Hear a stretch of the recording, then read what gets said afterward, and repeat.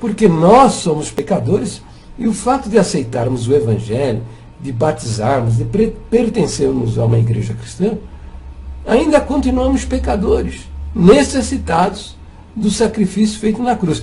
Mas na congregação não. Nós não somos pecadores. Se você tem dúvida, você pergunta para o ancião. Diz para ele, irmão, o irmão é pecador? Você vai ver. Ele vai botar você na marca do pênalti e na primeira oportunidade vai dar um pé no traseiro. Por quê? Você está ofendendo ele. Ele não é um pecador, ele não é um santo de Deus. Tá? Então ele vai dizer aí que o casamento com várias mulheres é pecado diante de Deus. Quando na realidade isso é cultural. Cultural. Nós não podemos mais então fornicar.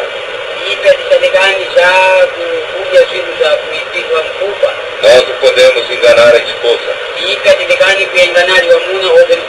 e ter outra mulher. Nós não podemos praticar o adultério. Isso é pecado diante de Deus. E se a proposta desse ancião for aceita, o que vai acontecer? Vai acontecer o quê? Vai desagregar a família. Vai atirar mulheres na prostituição, mulheres revoltadas com o que aconteceu na vida delas. Vai fazer divisão, contenda. Vai levar essas mulheres a se envolver com outros homens, praticando o adultério. Essas crianças, não há a pessoa melhor para cuidar de um filho do que o próprio pai. O cara não é filho dele, sabe lá como é que ele vai tratar essas crianças. As crianças não vão ter a presença do pai, vão virar marginais, ficar marginalizados. É isso que ele vai fazer, vai gerar com essa pregação. Ele vai eleger uma e as demais? As demais vão ser desprezadas, né? E vão ficar revoltadas com isso, né? Então, isso não é da vontade de Deus, que desagregar a família, né? Essas crianças vão ficar sem a presença e a orientação do seu pai. Isso não é do agrado de Deus, né? O que deve fazer um missionário entrando numa sociedade como essa? Deve pregar o Evangelho, tá? Pregar o Evangelho e traduzir, aprender a língua das pessoas, organizar o dicionário, a gramática, traduzir as cartas do Novo Testamento para essa linguagem, a linguagem deles, ensiná-los a ler e escrever em suas próprias línguas, e vão aparecer as pessoas convertidas. Estas pessoas que são casadas com uma só mulher, tá? É que devem ser colocadas na liderança da comunidade. E cuidado para não se meter nos usos e costumes deles. Que o tempo, a ação do Espírito Santo e o tempo é que vão mudar estas coisas. Não com a nossa imposição, levando a nossa cultura de cidadão brasileiro, morando aqui numa grande capital aqui no Brasil, São Paulo, Belo Horizonte, em Cuiabá, Salvador, impondo a nossa cultura no meio dessas nações. E não comemos sangue. E sangue é a alma do animal.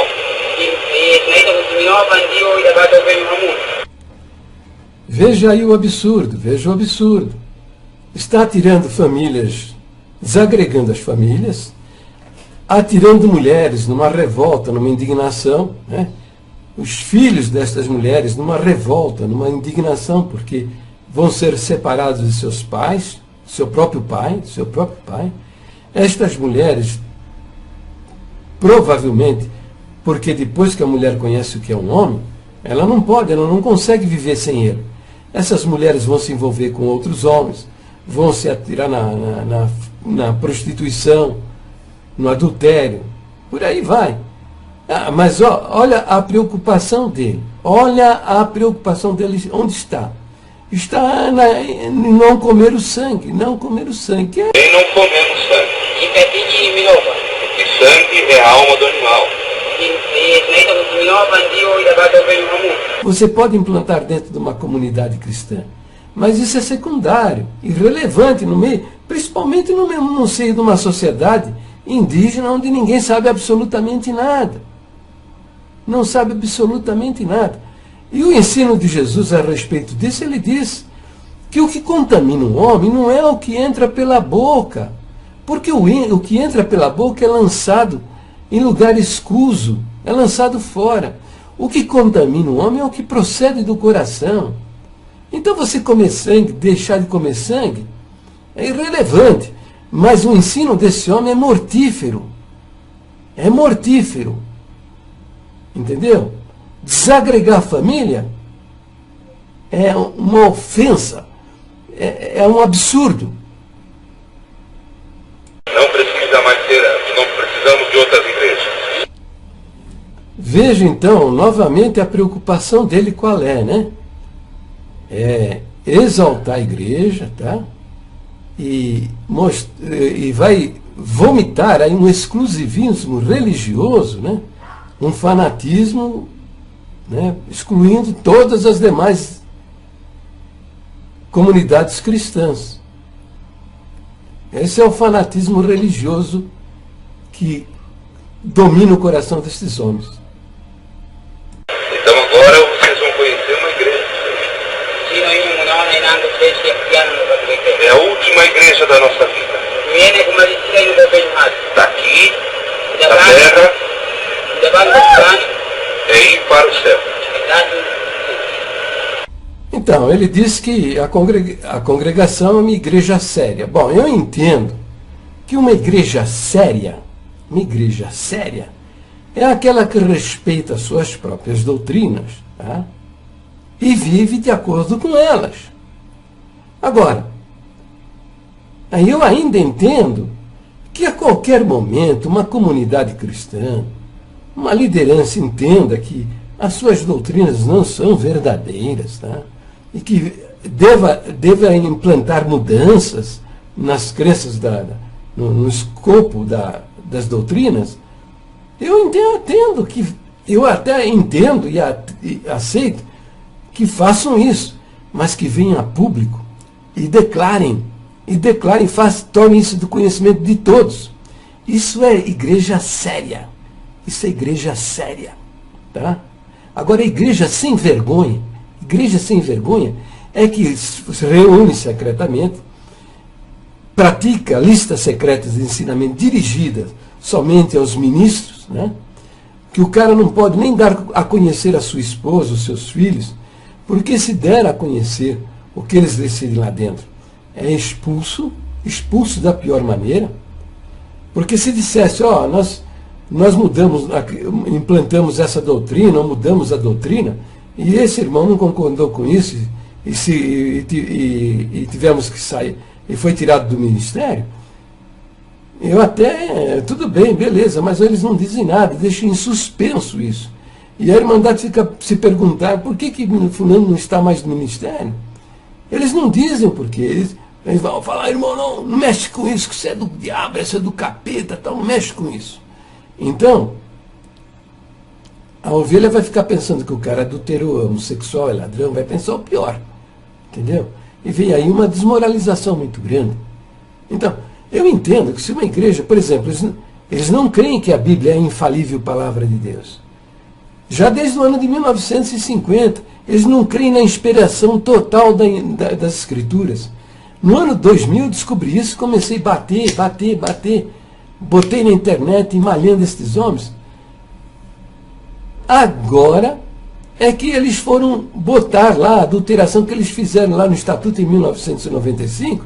Eles foram colocar agora no primeiro ponto de doutrina que a Bíblia não é toda inspirada por Deus, que tem partes que é inspirada por Deus e tem partes que não é. Mas esses camaradas não sabem nem o que é inspiração divina. Eles não sabem nem o que é isso. Como é que o camarada pode legislar a respeito de uma coisa que ele nem sabe o que é? Entendeu? Eles não creem mais na Trindade. No nosso meio está cheio de ancião que acha que é só Deus, que Jesus Cristo não é Deus. Na lista de 1969 e na de 2009, está escrito com todas as letras que Jesus Cristo foi feito Senhor e Cristo depois da ressurreição. A nossa doutrina, o quinto ponto de doutrina, diz que a salvação só acontece pela fé Eles estão dizendo que para você ser salvo, você precisa batizar na congregação. Tem mais, tem que ser um genuíno ancião, portador do DNA lá do sangue do Luiz Francisco. Se for um outro ancião, um outro pastor de uma outra igreja, o batismo não vale nada, porque na congregação o batismo é salvífico. O batismo é que salva. Você precisa ser firme e fiel nos usos e costumes que eles estão ensinando como doutrina. Você precisa permanecer, ser crente da igreja, ser membro da congregação, senão você não vai entrar no céu. Quando o nosso quinto ponto de doutrina diz que a salvação só se alcança pela fé em Jesus Cristo. Então essa não é uma igreja séria. Estes sem vergonha deveriam vir a público e mudar tudo isso aí. E fica quem quer. Quem não quer vai embora. Vai procurar sua turma. Mas esses sem vergonhas enganam a Irmandade.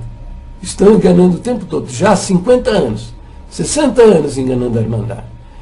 Bom, eu vou dar a vocês agora um exemplo do que é uma igreja séria, o que é gente responsável, que respeita o Evangelho, que respeita as Escrituras e que tem o temor de Deus, No final do século XVIII, lá pelos anos de 1870, 1880, a maçonaria se apoderou do domínio da Igreja Presbiteriana do Brasil.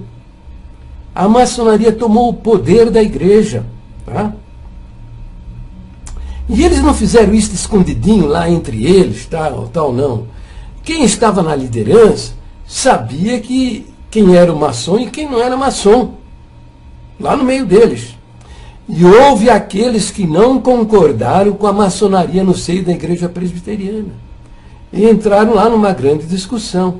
No século seguinte, no ano de 1904, 47 comunidades presbiterianas pertencentes à Igreja Presbiteriana do Brasil se separaram da igreja mãe, e fundaram a Igreja Presbiteriana Independente, que não aceita a maçonaria. Muito bem, passaram-se os anos.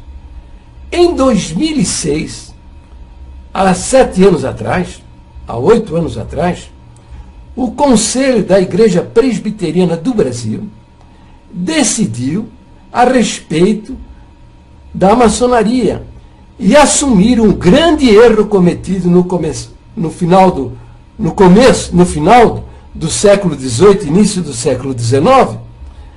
Assumiram o grande erro e tornaram público que a maçonaria não tem nada a ver com a obra de Deus, com a vontade de Deus, que eles não servem, o maçom não serve a Deus.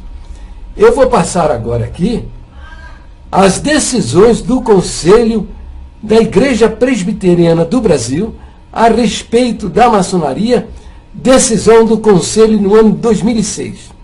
Veja aí.